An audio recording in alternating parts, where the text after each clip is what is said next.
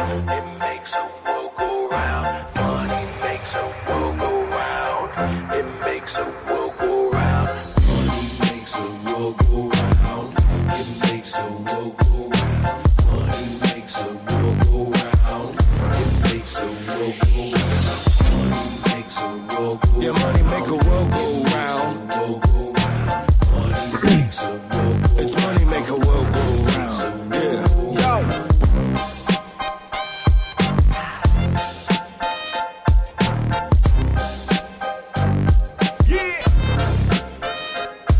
Yo.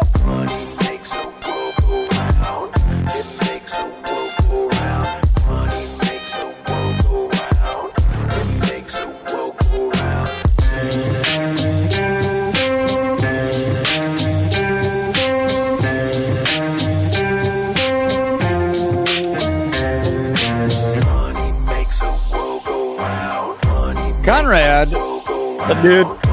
Welcome to Office Hours. Pop quiz. What's the first team playing in World Cup? It starts in about 2 hours. Mexico, South Africa. On at 3 p.m. Eastern, right? I love that you didn't figure out how to get the movie show off yet. Well, it's supposed to fade out, but it's very long. I think this feels like a perpetual loop. There we go. I probably need a version, an Office Hours version is what we need to do. Yeah. Yeah. Speaking of consistent branding with audio.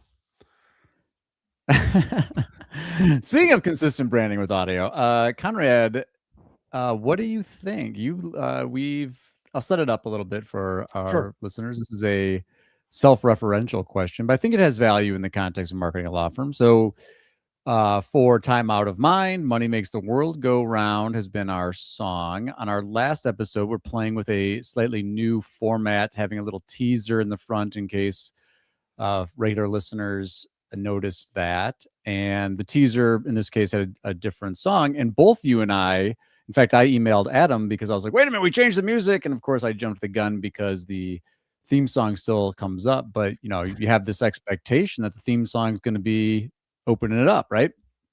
Yes. So a couple of thoughts. Number one, I love the teaser idea. I think getting a little clip it quote of something later on in the episode, it's a good way to get people hooked in and interested in listening up to at least figure out like what this quote is about. So I think that's a great idea. But it was shockingly dissonant when I listened to the episode because I was like, hey, wait. What's going on? What's this music from? Like, so it was interesting. I found it confusing for our own show. Like, and I know our own show, right? And I think that was part of the point.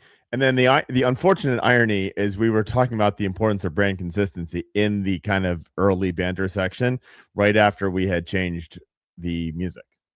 Quite a juxtaposition. It was funny when I listened to it. You know, I mentioned I emailed Adam about like, hey, what's up? And I kept thinking I was in the wrong place in the video because again, the expectation is that it's a it starts out with the intro and yada yada yada. But I actually went back and listened to other intros to see how different it was from our normal intros because it felt that like maybe we had joined a different podcast kind of thing.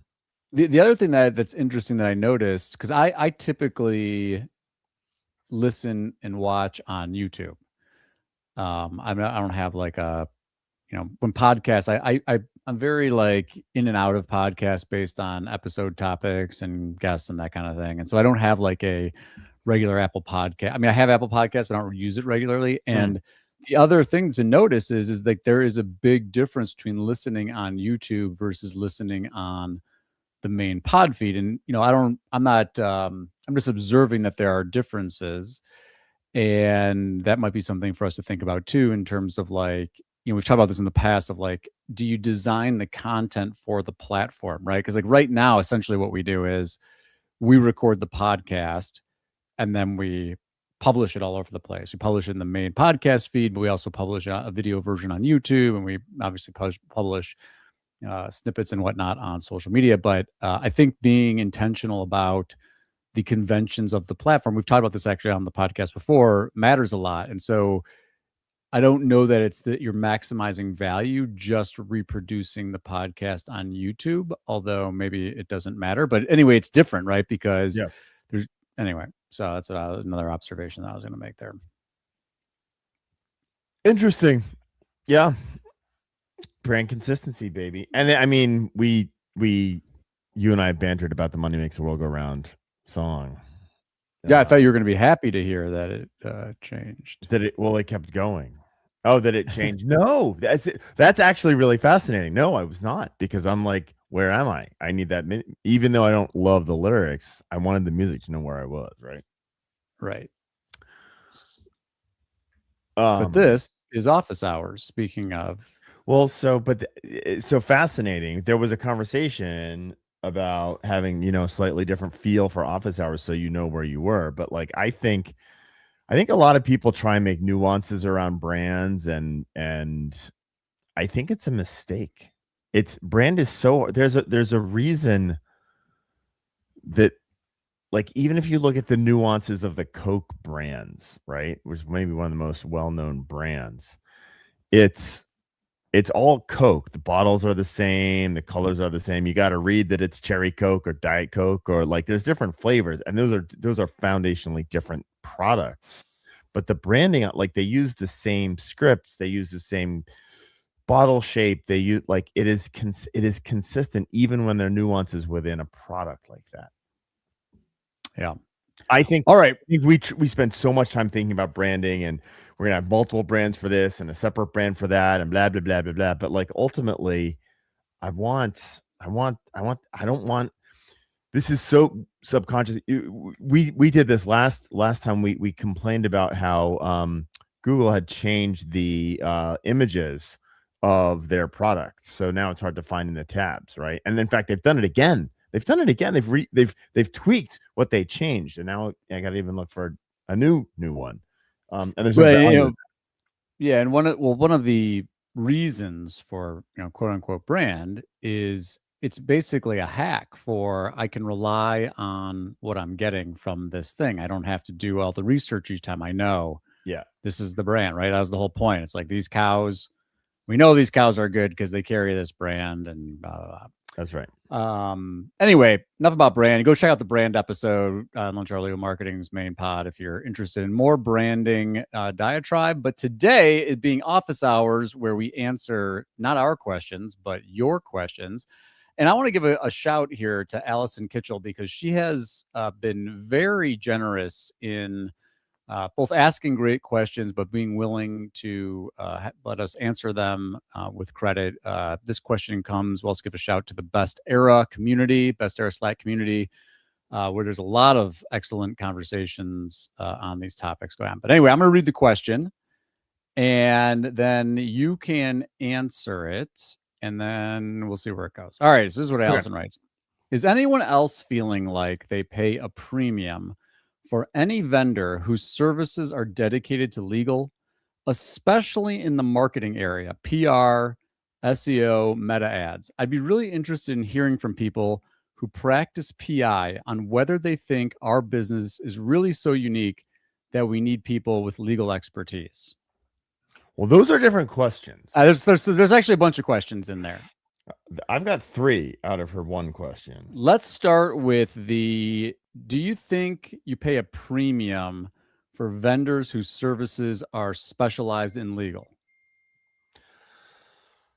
You want my snark ass answer? Yes. This industry has been built on the subterfuge of getting lawyers to pay an unwitting premium for a substandard product. You mean like a trophy that names them the best lawyer? That's right. Here's my take on it. Well, go ahead. But I do not think there is your cake costs more because it's a wedding cake and not a cake for your dinner, right? So I don't think that is going on. I don't think there is price gouging of, it's expensive because it's competitive. It's not expensive because you're lawyers. Great. So I tend to agree with you, but I think that you and I are projecting our own worldview and values here, because I do think that there is price gouging, and like you had mentioned, lawyers are easy marks. And I do think that people, I think in some of the thread there, it's like, well, everybody thinks lawyers are rich, and so they jack the price to sell us all this stuff. And that I don't think is the case. I think that does happen. I think that happens. I do. I think people think, and I think it's different. I think it's where you're going. I think it is, we think you are stupid, and so we're going to trick you into paying more. Maybe it's that, but I'll tell you, those are different things, right? Yeah, well, I think the 80%. So 20%, I think, is that there people are just like, oh, we're just going to upcharge because lawyers are, or we're going to, look, I know vendors that are like, we're going into legal because legal is it's high ticket and we can charge them a lot of money and they pay their bills and all that kind of stuff. But usually the thing she qualifies on here is especially in the marketing area, PR, SEO, meta ads, and I want to respond specifically in SEO. And in that context, I think it is a lot more about the competitive landscape than it is about, gouging, right? Because we've talked about this before on the pod, but when you go in and you're trying to be like, all right, prospective client comes in, you're doing an analysis. The way I frame is like, where are you today versus your competition and the gap you're trying to close and what your growth objective are and all that kind of stuff. But that ultimately leads to it's competitive, and usually it means some kind of combination of technical fixes to a website, content production, and digital PR. And in order for us to quantify we try to come up with some proxy for like, how much of this do we need? It tends to be a lot. And it's a lot to compete in a competitive environment. And so that's what I think is driving most of the cost, particularly in SEO. I agree. It's an expensive market. Right. I just don't want to let off the hook. Let me give an example of where stuff is really expensive. You don't know how much of your ad spend goes towards your ad spend or your vendor. That happens all the time. The time. What is you're doing, you're running pay-per-click. What is the percentage of that money that gets spent on actual advertisements or the advertisements themselves? But the reason for that, and is it's to some extent also driven by competition, but the real reason for the issue you're describing goes back to lack of knowledge, and they're unsophisticated, easy marks, and the things we talked about at the outset, and that's what's driving the price up, which, again, we're not going to report on media spend versus fee because these lawyers aren't calling us on it anyway. And that's what's causing it to feel more expensive. Yeah. Yes. Yeah. Okay. Now, second part of the question. Yeah. So, and this part's really like twofold, because the first part is, she says, I want to hear from people who practice PR, whether they think our business is really so unique that we need people with legal expertise. And to me, there's like two nuanced questions in here, because I don't think these are necessarily like tied together, right? Like, even if PI wasn't unique, which I think there are some aspects that it is unique, but we can dive into that. I want to start with do you need someone with legal expertise to be doing this stuff? And go ahead, you answer that. Do you need someone with legal expertise to do it? Absolutely. As a legal marketing agency owner, shocking that you would say that.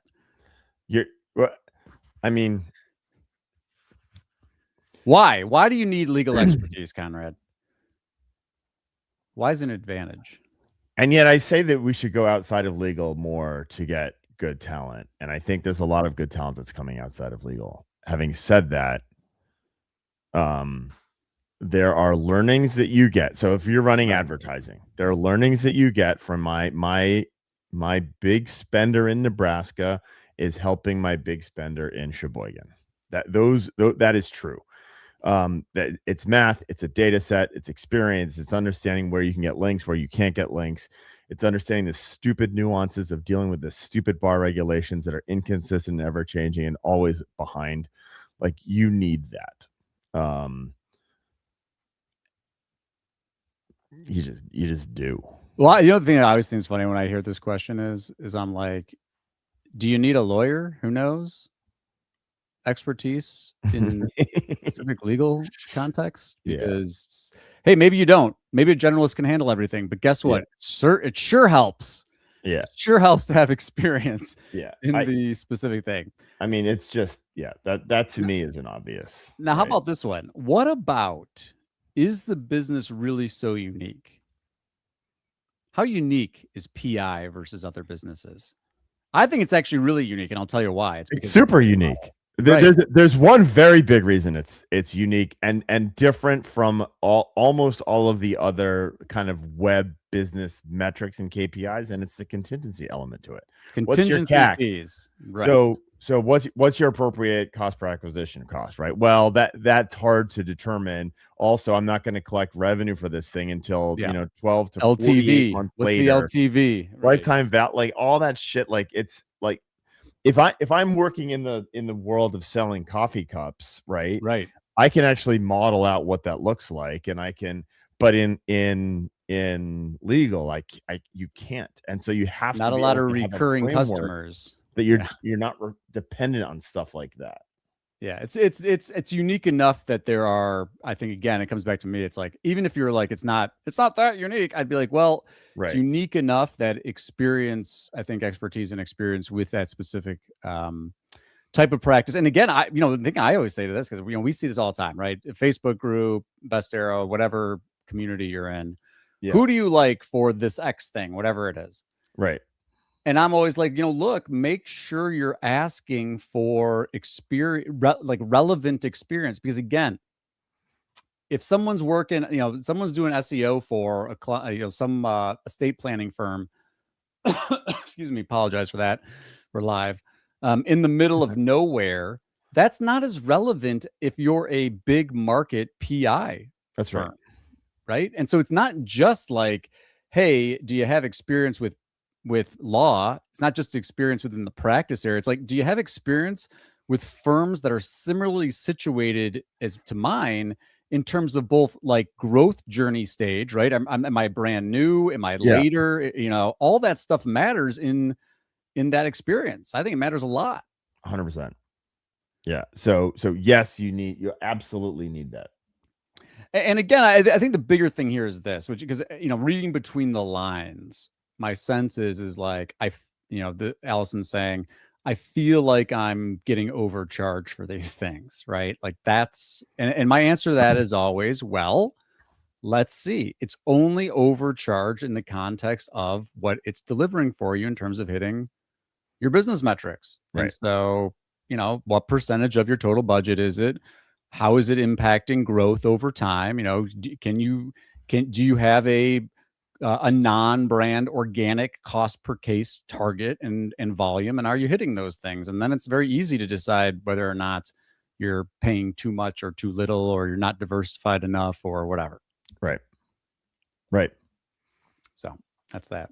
What other questions do we have today? Anything else that's been interesting? I got one, Conrad. I've been on this. I think people are misunderstanding what I'm saying a lot of times. I've been vocal about posting as yourself online, and this is not I'm not trying to be on a soapbox too self-righteous, but Charlie, our good friend Charlie Mann, it's timely for me, just sent this on LinkedIn to me that HubSpot just released its LinkedIn post generator skill for Claude. So, hey, we're gonna download our skill, and you now can create. Is this automating the process of spamming LinkedIn through your HubSpot? Yes. It's HubSpot's creating this Claude skill so that you can go spam LinkedIn. And so I tried it, and I'm like posting. Of course, it sounds like every other post on LinkedIn, but I mentioned this to Charlie in the message that he sent me, but LinkedIn's starting to feel like the blog comment spam of the AI age. LinkedIn has gotten pretty bad. It's bad. And honestly, it's not just LinkedIn. It's LinkedIn. Go ahead. The other day you were saying that, top 10 websites, I think LinkedIn fell in at number 6. Yeah, right? 7 or something. It's top 10. It's very powerful. Yeah. I was thinking about LinkedIn, and I was thinking about these LinkedIn and Reddit. We're just waiting for LinkedIn to become the morass of spam, it's, you know, it's pretty awful. Pretty awful. And like I'll use Pilma, and this is not Pilma's fault. It is the vendors that were there. The assault, the full scale assault that my LinkedIn profile was under because I was on the Pilma list, and I'm not even a lawyer. It wouldn't take much to ascertain that I'm not your right target market. It was terrible. Yeah. And so again, I guess the question here that I'm posing is really twofold because again, I'm not anti-AI. It's just, if I can tell, you're not using it the right way. That's the whole problem. And we're getting better and better at telling, and it's the same patterns. And in fact, I think it was The Atlantic just did a big article about how we're all getting better about identifying. You can sense it, even if you're not able to articulate it. Like, you read something and you're like, that's totally AI. And it's not things like everyone right now is like focused on like dashes and like typos and stuff. It's like the overall structure of the way that the AI generates a response. It's just, there's such an inherent pattern there. And again, for me, I'm, look, I get it. You're busy. You think you need to be on LinkedIn, so you post. It reminds me a lot of like stock American flags for 4th of July, which is coming up. And I'm just like, all it really signals to me is like, you're not really here. And so maybe you're generating some kind of signaling, or maybe you're generating impressions or hate impressions. Yay. And people will push back. Some of the people that use this stuff, they'll be like, well, look at all the engagement this post is getting. I'm like, well, hold on, let's see what's actually engaging with this. Largely fake engagement. But even the non-fake engagement is manufactured. It's you hold that point. I'm going to give you another thing. Some of the engagement on this AI post by people that actually know that it's AI, they're still engaging because they want to be part of that network. There's I want this person's attention. That's exactly what I meant. Like, it is a deliberate. Yeah. Yes. I mean, I'm guilty of it too. Like, there's people that I know. I'm like, I know you in real life. You're a friend. You're a professional, acquaintance, networking person. And you'll have a post. I know it's AI, and I'll comment on it anyway because I'm like, I want to be on part of this conversation, even though I know the conversation's fake. Now, it's me writing that, so that people are like, you're the idiot because you're the only one. And you also know it'll be the mutual engagement when you want one of your things pushed out there. Right.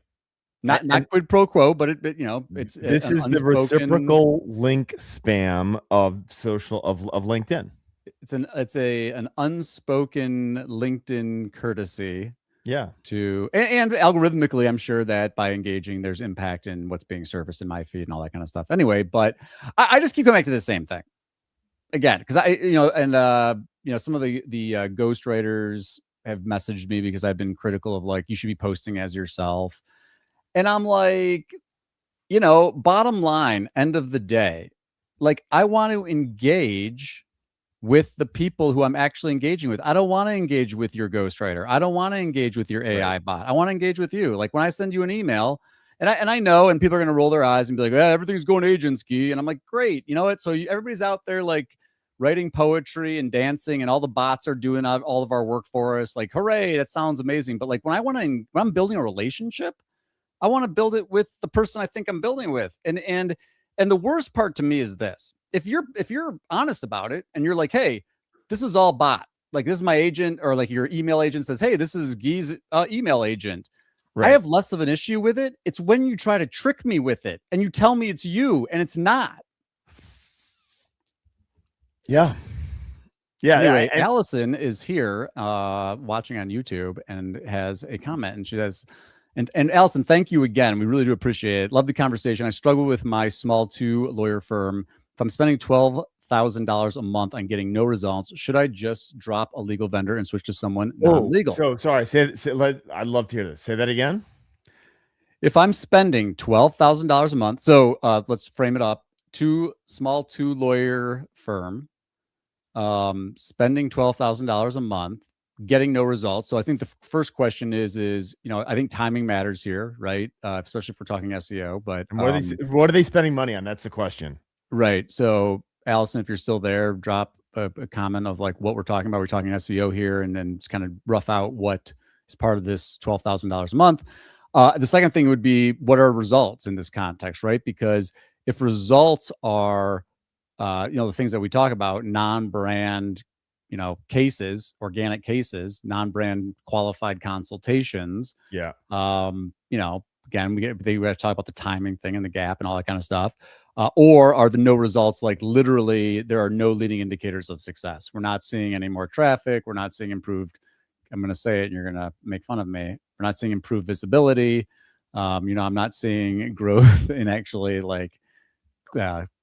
ballpark calls, that kind of thing. Should I drop the vendor and switch to someone non-legal? Oh, switch to someone non-legal? Right. That part's No. easy to me. Yeah, right. That's a no. I agree. I don't think you're going to I think you're going to run into, maybe you get lucky, but at best, maybe you do this. Maybe if you're like really concerned about this price sensitivity in legal, maybe you try to shop around and like talk to some people that have experience in legal but aren't dedicated to legal, right? Like that might be a thing. But like this idea that you're going to get better pricing by going to someone with no experience in legal is not, in my opinion, a great move. I'm going back to what are you spending your money on? And you're a small 2-lawyer firm. Right. You're spending 12 grand. So I'm going to do some very simplistic math. You're a 2-lawyer firm. You're doing $2 million in revenue. Very simplistic math. You're doing 12 grand a month. That's $144,000 a year on $2 million. So you're spending 15% of your revenue on marketing. That is not insignificant, but it is not a lot in the personal injury world. And so I'm going to go back to I think it's SEO, and it's been a year just for SEO, not SCO. Yep. Yeah, we knew what you meant. I'm wondering what the what search console optimization. That would be amazing if that's what it was. But so this is my problem. So I think that you have a vendor who does not see all of the chess pieces. You and I'd have to get deeper into where you are and what you're doing, but you're a 2-person personal injury law firm spending $12,000 a month on SEO is probably, and I haven't gone through the background of your firm. You probably don't have the review profile to compete in organic, in local. Sorry. So I think that's taking one big thing off the table. You, depending on the competitive set, I'm not sure that SEO is your model here. Bing, bing, bing, bing. This is the issue. Yes. And also Allison shared. Are we going to sit here and talk about how right we are? Yes. That's what we do here on Launch Hour Legal Marketing Office Hours. And the results that we're talking about are our leads, but the problem is that so just 12 months of SEO generating leads, but they're not qualified. And so this is great. And this is a conversation that hopefully she's having with her vendor. But the thing that strikes me, because when you start at the top and you're like, and again, there's a lot of assumptions in all of this. But if you're at 15% of your budget, marketing budget, and it's 100% going to SEO, you are day trading cryptocurrency with your 401k. What do you mean by that, Guy?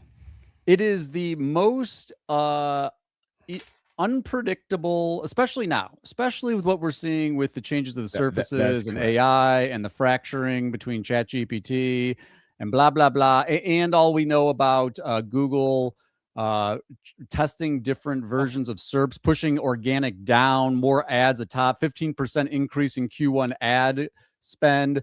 The stuff that we know from Near Media, where when you talk about consumer choice, like many of the choices are going to LSAs and ads.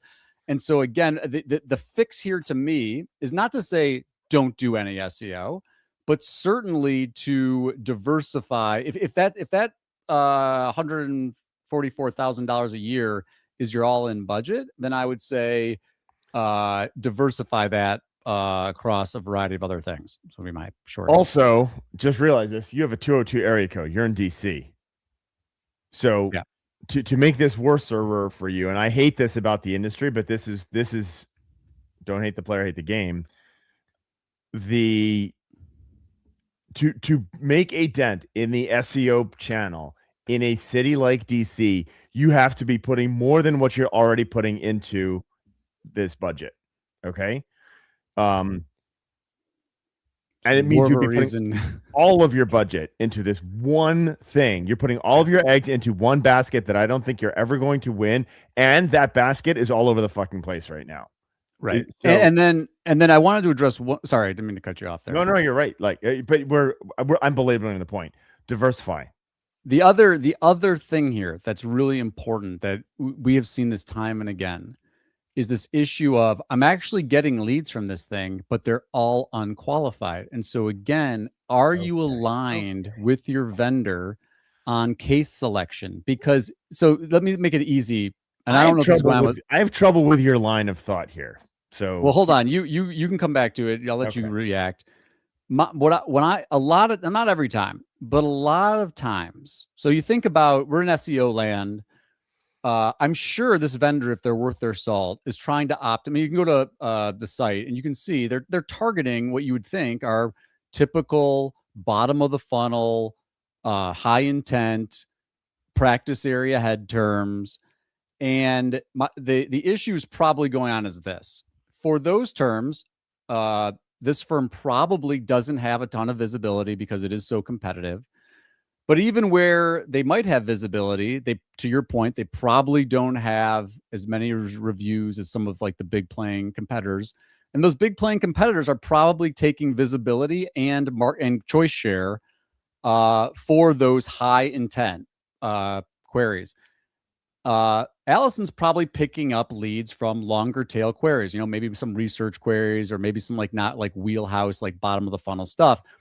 But my question always is this: I would give the vendor the benefit of the doubt that there's like the optimizations, like at least in the realm of relevance.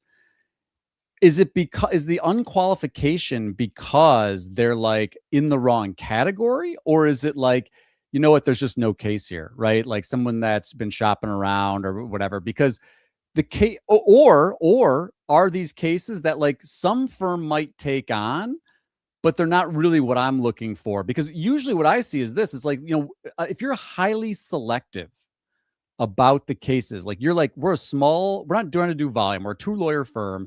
We're being very selective about the cases. We want to deliver a remarkable experience. So we're not doing volume. We're not just churn and burn settlement mill. The issue is going to be that the nature of search is that you have to wade through a lot of noise to find that signal. And so my sense would be like, take the $12,000 a month and shift those resources to things where you're not competing in a reviews take most environment, and you're not competing in an environment where you've got to wade through so much noise to get to the cases that you want to choose. Let me ask this question. Okay. I thought you were going to challenge the whole line of thinking for a second. Well, here I'm challenging it I'm being Socratic. I see I've been hanging out with you long enough. I know. I love this effect that I'm having on you. Hey, Guy. Yes, Conrad. Outside of directories, do you find great variability in the quality of the inbound leads? You mean just talking about like search? I'm just saying, like, yeah, I understand the premise of like, yes, there's a lot of low quality stuff. The only place where I consistently see lower quality among leads is where I started in this industry, which was a legal directory. Well, you're really focusing on it sounds like you're focused. I don't know if you're narrowing, because I'll give you one that you're going to agree with, and you're going to be like, oh yeah, well I wasn't counting that, but like, referral leads, people always perceive them as higher quality because guess what? The filtering has already been done. And so if you're talking about like search, and you're talking about like ads versus organic, and you're talking about, directories showing up, like, yeah, generally speaking, because again, think about it this way. Someone that searches car accident lawyer, there's nothing to say that a person searching car accident lawyer is any more or less qualified until you do intake. And sometimes that person who searched car accident lawyer has a wrongful death claim. And sometimes the person who's looking for a car accident lawyer is looking for repair damage on their vehicle because they had a fender bender. And so the quality of the lead goes much more to the intent. And again, the point is that that's something out of everybody's control. And then, search people will say things like, well, you can really optimize for high intent things. Like, we're only going to do content around like cervical spine injuries and all the horrible things that happen from a car accident to increase the likelihood that the people that are searching on those queries have they're quote unquote better leads. But that's the problem. You end up optimizing yourself into this box. It's still highly competitive, and there's still no guarantee that there's actual liability and all that kind of stuff that you need in order to actually take on the case. So yeah, the selectivity of the I would say the more selective that you are as a law firm, the less search in general is a great channel for you. Yeah, I would go towards, I would be like, invest in those referral relationships, let the referrals do the filtering, let them spend the money on the SEO and the ads, take people out to dinner, take other legal two things here. One is that we're focused on PI here, but PI contacts, network and advertise to your out of state PI lawyer referral sources. And in market, I would be like, market and advertise to other community leaders, business professionals who happen to be that aren't lawyers, because you don't have to pay the fee. But those are going to tend to be, quote unquote, better leads, because they're vetted to a certain extent. Whereas the internet, there's no vetting. It's literally people bouncing off the internet who probably, for a variety of reasons, chose Google as their place to go to find a lawyer. But great question, great conversation. Thank you so much for being willing to have this conversation. And again, I just had this conversation the other day in a different context about this idea of marketing mix. And it's the source of so many issues, because every day people contact us and they're like, I need somebody to do SEO. And I'll be like, cool. What percentage of your total marketing plan does SEO currently make? 90%. No thanks. Bad idea. Nope. No thanks.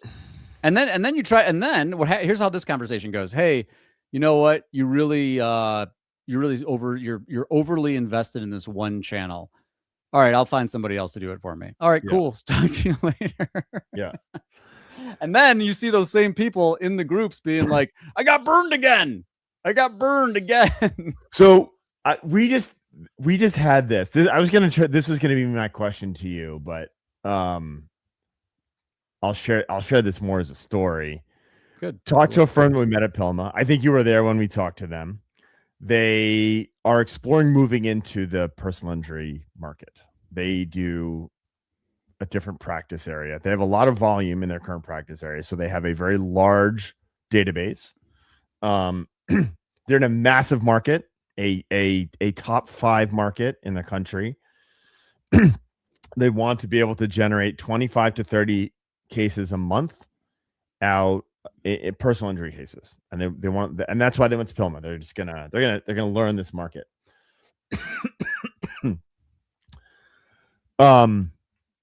And so we put together a plan that was about $33,000 a month to try and achieve their goals. And they were like, "This is outrageously expensive." Mm-hmm. Oh, see, you're one of these vendors is overpricing for legal. And I was like, listen, man, if I can get it, and I thought we had underpriced it a little bit, to be blunt. And you can say this is sure, too close to home here, but what different channels did the plan include? Great. So it was a whole panoply of channels, but it did not include SEO, because they're never going to win. Hold on. Let me get this right. We actually had a focus on local because their other practice area, they have a high review volume. Now, it is not about personal injury, but they had a high review. So we did actually talk about how we could win in a very small area from a local perspective. So diversified plan, multi-channel, across the board. And But the other there thing and was go ahead. when they came back, I was like, oh, this is way too expensive. I was like, listen, if you want to go a cheap route for personal injury in a top 5 market, you need to work your existing database. If you Well, want that's to what I was drop going to it, say. yeah. So Just work the existing data, but do omni-channel contextual advertising and marketing to people who are already in your database, and announce that you're in this new practice area and blah blah and blah expect that you're going to get 0 to 3 matters a month for 2 years. for 2 years. That's right. Yeah. But continue to grow that list, and and I think to me that's the game plan there, though. And I always think it's interesting because the other issue, and we've talked about this in other contexts, actually in the M&A context, when you're talking about like law firm mergers, it's really, really hard to get to bring personal injury in to a billable hour or a flat fee based practice, because the economics are so drastically different. So, if you're a family law firm, and I'm just making things up, but let's just say like your median client value is $5,000. I'm just throwing that out there. Sure. You can beat me up about it. Everybody online, it's fine. The cost that your threshold cost per client for an LTV of $4,000 is astronomically different than it is for a PI firm, where median fees are tens of thousands of dollars. And so, and also just because it's contingency versus, typically hour flat fee, you start to get all this weirdness, because you're like, from a service delivery standpoint, it's not, hours is no longer the basis. You can try to do proxy with things like time on desk and that kind of stuff, but it's just like, two different business languages. Right. And it's so hard to do those things under the same roof with the same P&L and the same budget and all that kind of stuff. It's almost like it's important to hire an agency that has expertise in legal. Well, I think, yes, I think the other thing that I think about in this expertise in legal thing, it's more to do with like it's what conversations are you having with your legal marketing partner. Cassidy Lewis had posted recently, and this was for a law firm CMO Academy. She provides this resource of like, here's a whole list of questions you should be asking to interview your prospective law firm marketing partner. I thought that might come up. Yeah, and I think a lot of times it's just the issue is that we're just not asking enough questions. We're not having enough conversations about these core things. Like, you might have experience, but if you're not like, hey, like yeah. So question 1, do you have expertise in legal? Great. That's one question. So then I would, already just repeating what I already said. Question 2, do you have experience with firms similarly situated to mine? Okay, well, what is a firm similarly situated to yours? Where are you? What size firm? What are your growth goals? What are your objectives? What's your last 3 years look like? What have you been, where have you been spending money and time thus far? Do you have a diversified plan? What percentage of your total fees? The diversified plan, I think, is really fascinating. And I think this is one that's overlooked in many cases. And I think we had this earlier. So many agencies are oriented around a tactical expertise. And really, hold on, it's even worse than that. It's tactical expertise around direct response. That's what most of the firms are trying to do. It really is. I mean, okay. No, that is correct. So I think what you're highlighting there is an absolute dearth of expertise in brand development. I mean, it's funny. We talk about all this offline spend. It's all going towards very, very little offline spend is direct response, unless you're in the mass torts world, right? 100%. I mean, I think my point wasn't to say, I guess I would say this. You're good at one or the other, right? You're either selling like I'm SEO only, or I'm like, I'll build you a fairy tale about your brand. Well, but I think what's happened is in the offline world, it's all about brand and impressions, right? And that's how it's sold, which is fine. It is fine. In the online, well, but I mean that, like, how do you count, right? Like, there's got to be a metric, right? And there's a different business objective there, like, because you're literally working on getting that brand awareness built. In the online world, and you and I grew up in this. Oh, we can now track everything, and we have these big complex Wanamaker's riddle. Yes, and I remember this one, like, and I use this. I'm guilty. Same. Used to John Wanamaker used to say 50% of my marketing's wasted. I just don't know which 50%. And now we've cracked that code, right? Like that was the game, and it's coming back full circle to this very brand centric approach. Yeah, and again, I the thing that I keep coming back to is, and this, I'm going to sound like a broken record here, but when you see people in a direct response context make choices based on brands they recognize, it makes it so obvious that this idea of being like, I'm going to be SEO only or PPC only or whatever, like you are at a huge competitive disadvantage.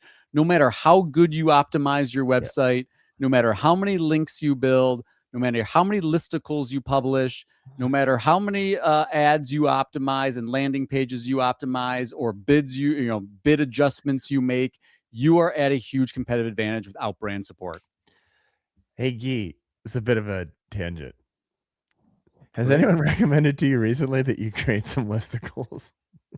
Yes. In fact, I got a great, I don't know if we want to do this now or we want to save it for the main pod, but I responded to one of these, hey, GEO placements spam emails that I got. Okay. And I actually interviewed them, and they sent me their service agreement and all this stuff. And look, it's no surprise. It is what it is. It is astroturfing Reddit.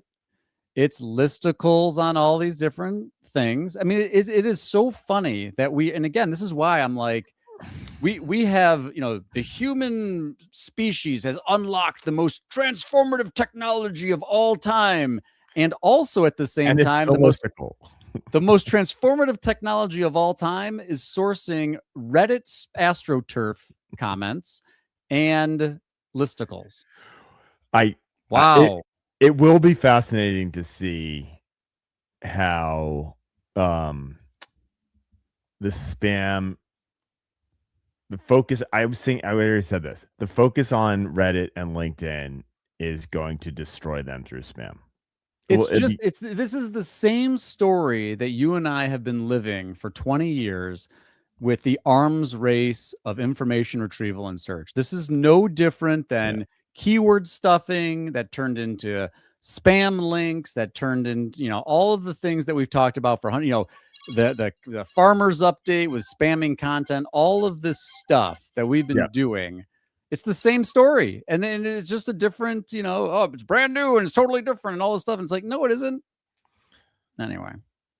Nothing new is nothing different. You are now just a plug in your phone icon, but we're coming to the end anyway. So with that, I'm trying to fix the plug in the phone icon problem in real time.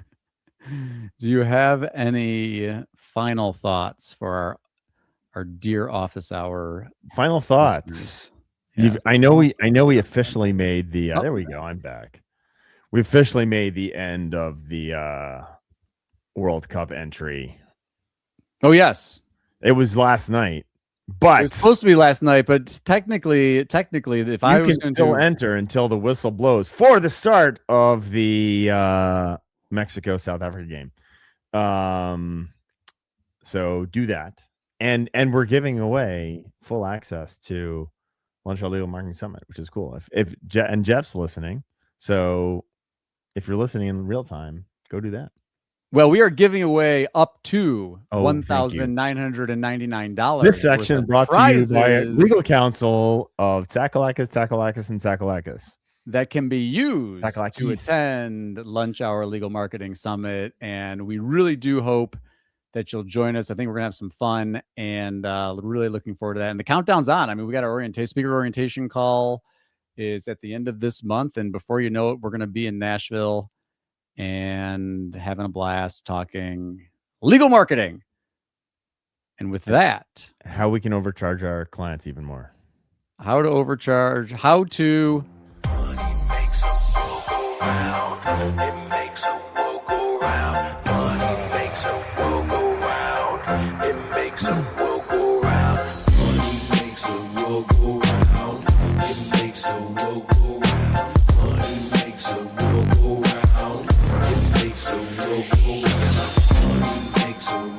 Your money make a world go round.